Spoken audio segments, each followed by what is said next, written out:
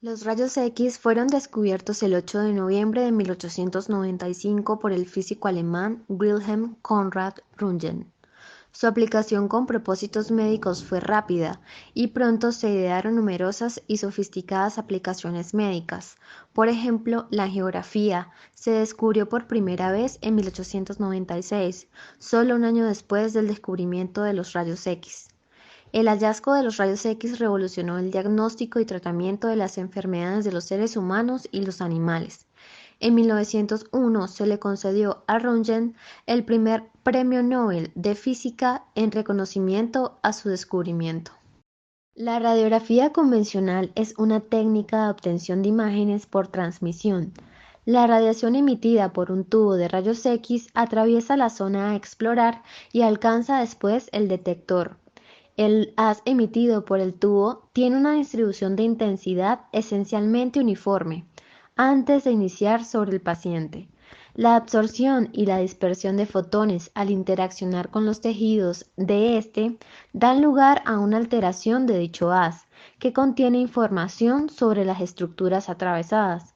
Su registro en el sistema de imagen es lo que conocemos como radiografía. En medicina veterinaria, en la mayoría de tomas radiográficas es necesario que el médico sostenga al paciente durante la exposición, para así implementar todas las medidas de protección y que se evite exponer a la radiación. Reglas fundamentales. La primera es la distancia.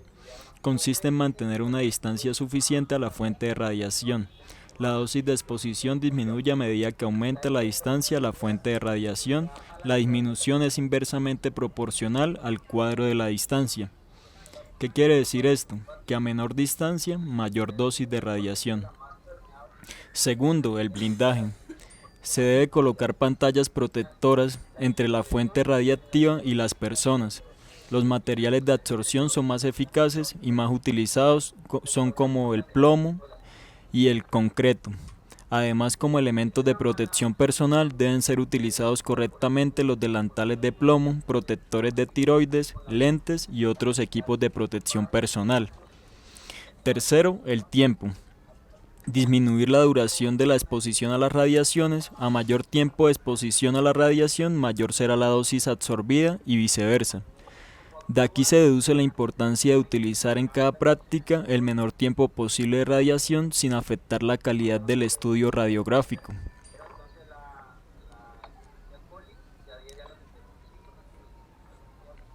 En cuanto a los elementos de protección, el más importante es el mandil de plomo.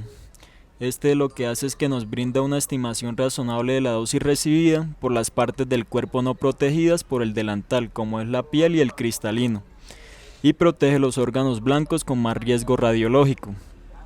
Segundo, encontramos los protectores de tiroides o también llamados el collarín de tiroides. Proporciona una reducción alrededor del 80% en la dosis en tiroides y en el esófago superior.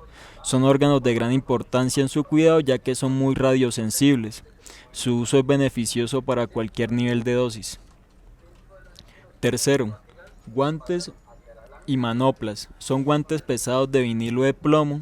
Su difícil manejo en muchos casos aumenta la duración del procedimiento y por tanto la dosis. Por ello deben ser usados cuando se proceda, aun llevando guantes de protección, las manos no se deben interponer en el haz directo. Son útiles para posicionar al paciente de buena manera y facilitar la toma. Gafas. Es esencial llevar protector ocular mediante gafas con lentes plomadas para que la protección ocular sea efectiva. Las gafas protectoras deben equiparse con blindajes laterales para producir la dosis de radiación en dicha dirección. En este encontramos el panel de control. Este nos permite prender y apagar el equipo y modificar algunas variables de exposición como milivoltaje, miliamperaje y kilovoltaje, además del tiempo de exposición. Para manejar adecuadamente estas variables debemos tener en cuenta los parámetros que encontraremos en la tabla de kilovoltaje y miliamperaje según el espesor del área anatómica a evaluar. Asimismo, en este panel se incluye el cabezal, que es la parte más importante del equipo porque es aquí donde se van a generar los rayos X. Colimador. Permite limitar el tamaño del haz primario de radiación al deseado en cada exploración, atenúa la radiación extrafocal e incorpora un campo luminoso que permite ajustar el tamaño del campo de radiación y colocar al paciente. Ayuda en el centrado del haz de radiación con el receptor de imagen y permite dar cuenta de la distancia entre el foco del tubo de rayos X y el receptor de imagen. Soporte. Este une o fija el equipo de rayos X. Mesa de examen radiográfico.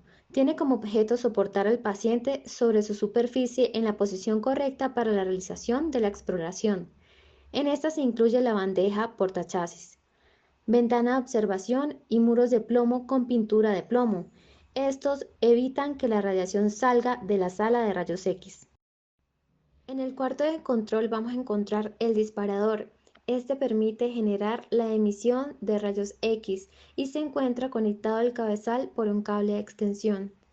Digitalizador. Este equipo permite digitalizar la imagen del equipo de rayos X convencional y mediante un programa esta imagen se verá en el monitor receptor de imágenes. Impresora láser.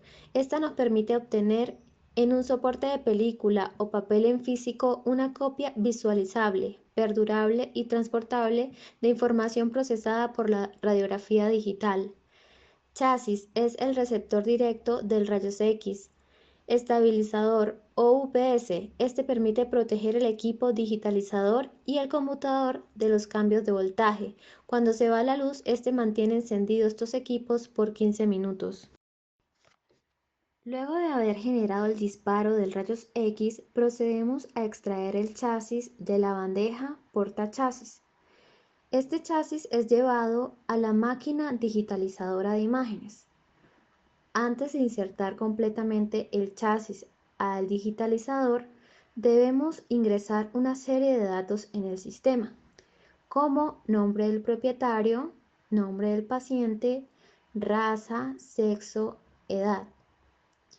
Asimismo, luego de haber seleccionado estos datos, vamos a seleccionar el área donde fue realizada el rayos X. En este caso, se realizó en el miembro anterior derecho.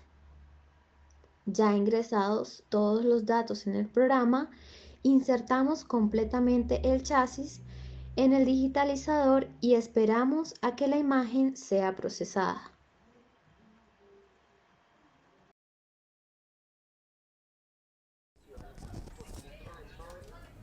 Proyecciones radiográficas. Proyección medio lateral del miembro anterior derecho en flexión o en extensión. Aquí lo que se va a hacer es que el paciente debe estar en decúbito lateral derecho, la extremidad a explorar se dirige hacia adelante y la extremidad anterior izquierda se debe posicionar lo más atrás posible para que no se superponga. Posicionar el haz de rayos X que esté centrado en la mitad del miembro y tomar la placa radiográfica. El miembro anterior derecho puede estar en extensión o en flexión. Proyección medio lateral de miembro anterior izquierdo en flexión o extensión. El paciente debe estar en decúbito lateral izquierdo. La extremidad a explorar se dirige hacia adelante y la extremidad anterior derecha se debe posicionar lo más atrás posible para que no se superponga. Posicionar el haz de rayos X que esté centrado en la mitad y tomar la placa radiológica. El miembro anterior izquierdo puede estar en extensión o flexión. Proyección medio lateral de miembro posterior derecho en flexión o extensión.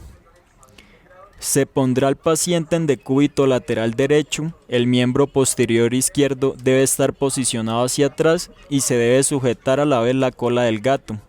El rayo X se centra y se dirige hacia la línea media del cuerpo del fémur del miembro posterior derecho. El miembro posterior derecho puede estar en extensión o flexión. Proyección dorsopalmar del miembro anterior derecho e izquierdo comparada. El paciente debe estar en decúbito external, se debe extender la cabeza hacia atrás, las extremidades deben estar a nivel del olecranón y se ubicará el haz de rayos X hacia el centro de los dos miembros en línea recta. Proyección dorsoplantar del miembro posterior derecho e izquierdo comparada. Se posiciona al paciente en decúbito supino, se extiende la articulación tarsiana de forma que los dedos y los metatarsos contacten con el chasis.